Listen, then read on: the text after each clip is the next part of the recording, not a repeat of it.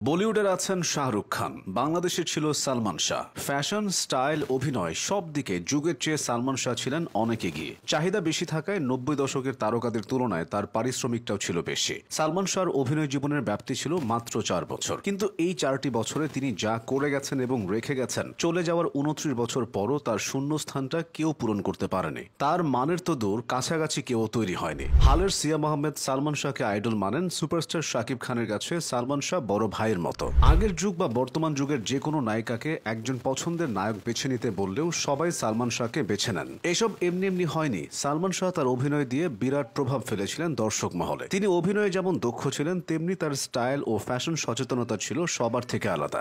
মুখাবয়ব, সুমিষ্ট বাচনভঙ্গি, হাসি, ক্যারিশমেটিক অভিনয়ের বাইরে সালমান শাহ তৎকালীন হাজারো তরুণ তরুণীর হৃদয় জয় করতে পেরেছিলেন শুধুমাত্র তার ফ্যাশন সেন্সের কারণে। সে সময় তিনি হয়ে উঠেছিলেন অনেকের ফ্যাশন আইকন। বিশেষ করে মাথায় ব্যান্ডানা, ডান হাতে ঘড়ি, ব্যাকব্রাশ চুল, কলারের রুমালের ব্যবহার, টি শার্ট, জিন্স, বাহারি ডিজাইনের টুপি বা হ্যাট ব্যবহারের কারণে তিনি ছিলেন তারুণ্যের ক্রেজ। এছাড়া স্টাইলের দিক থেকেও সালমানের নিজস্ব ধরন বা ভঙ্গি ছিল। দেশীয় আবহের সঙ্গে পশ্চিমা কালচারের মিল রেখে নিত্য নতুন ধারণা যোগ করেছিলেন তিনি। তার সবকিছুতে ছিল আধুনিকতার ছোঁয়া। সালমান শাহর প্রথম সিনেমার পারিশ্রমিক ছিল মাত্র 25,000 টাকা। সেই তিনি নিজের শেষ ছবির জন্য সেকালে নিয়েছিলেন 10 লাখ টাকা। ছোটকু আহমেদের বুকের ভিতর আগুন ছবির জন্য 10 লাখ টাকা পারিশ্রমিক নিয়ে তিনি তখন ইন্ডাস্ট্রির সবচেয়ে দামি নায়ক হয়ে উঠেছিলেন। তার সামনে আরো অনেক সিনেমার প্রস্তাব ছিল আর পারিশ্রমিক বাড়ানোর পরিকল্পনাও করেছিলেন তিনি। কিন্তু 1996 সালের 6 সেপ্টেম্বর সবকিছু থেমে যায়। সেদিনই পৃথিবী ছেড়ে চলে যান সবার প্রিয় সালমান শাহ। রয়ে যায় তার কালোজয়ী সব সিনেমা,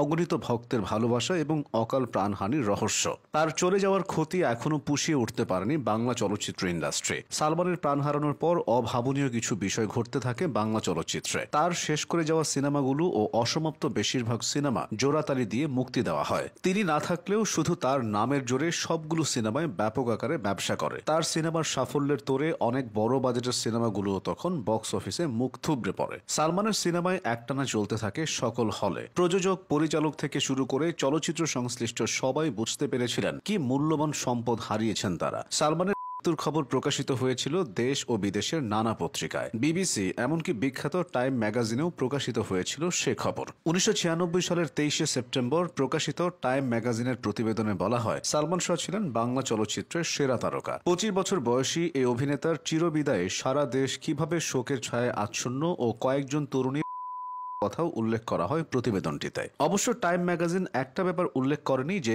এই উপমহাদেশে অনেক তারকাই অকালে প্রাণ হারিয়েছেন, কিন্তু আর কারো জন্যই এভাবে ভক্তরা নিজেদের আত্মাহুতি দিয়েছেন এটা বিরল ঘটনা। সালমান শাহ অভিনীত সর্বাধিক সিনেমার নায়িকা ছিলেন শাবনূর। মোট 14টি সিনেমায় জুটি বেঁধে অভিনয় করেছেন সালমান শাহ, শাবনূর। তাদের প্রথম সিনেমা তুমি আমার মুক্তির পরেই দর্শক মহলে ব্যাপক সাড়া ফেলে এই জুটি। রাজ্জাক, কবরী জুটির পর সালমান শাবনূর জুটি এখন পর্যন্ত সর্বাধিক জনপ্রিয় হয়ে আছে। এই জুটি অভিনীত স্বপ্নের ঠিকানা সিনেমাটি বাংলাদেশের সর্বোচ্চ আয়কারী সিনেমাগুলোর একটি। বাংলা চলচ্চিত্রের আকাশে এক উজ্জ্বল ধূমকেতুর মতো আবির্ভূত হয়েছিলেন সালমান শাহ। তার প্রস্থানটাও সবাইকে শোকে কাতর করেছিল।